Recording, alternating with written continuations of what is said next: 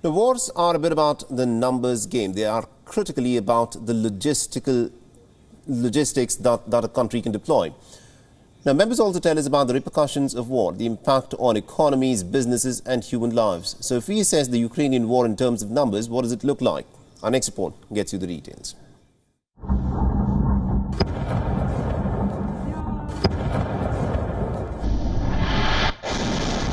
Let's begin with the basics. Civilian casualties. The exact numbers aren't clear. The UN says 249 civilians have died in Ukraine. 553 have been injured. Very different from Ukraine's figures, it claims over 2,000 civilian casualties. It's hard to verify either version.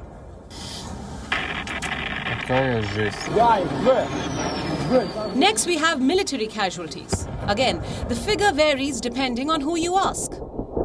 Ukraine says over 9,000 Russian troops have been killed. Russia says it has lost only 498 troops.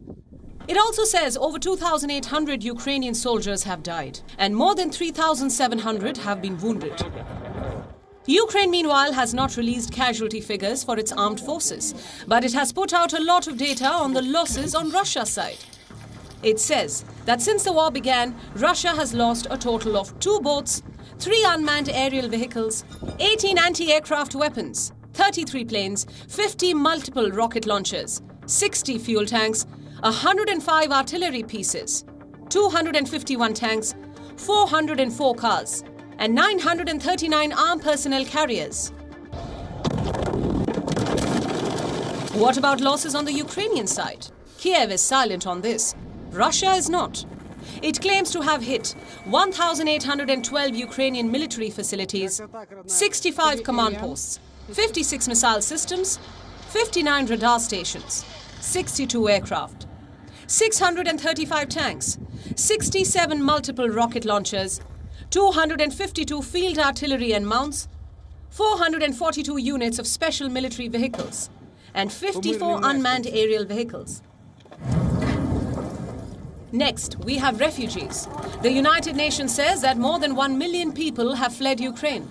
That's almost 2% of the entire population. Where have they gone? Poland, Hungary, Moldova, Slovakia, Romania, Russia, and Belarus. What about Indian nationals? At least 20,000 of them were in Ukraine when war broke out. New Delhi says 18,000 of them have left Ukraine. Many are camping in neighboring countries. 10,500 have reached India. India is sending 80 evacuation flights under Operation Ganga. 30 flights have successfully completed their operations. What's being done to stop this war? 2 ceasefire talks have taken place as the West continues pouring weapons into Ukraine. The US, Canada and the EU have sent weapons worth millions of dollars. The West is also slapping sanctions on Russia. On Friday, the ruble touched a record low of 113 against the dollar, a 30% drop in value since the start of this year. Russian billionaires have lost $80 billion in the last 1 week. Russia has also been denied access to foreign reserves worth $630 billion. As the war enters its 9th day and tensions refuse to die down, these numbers are only expected to rise. Bureau Report, WION World is One.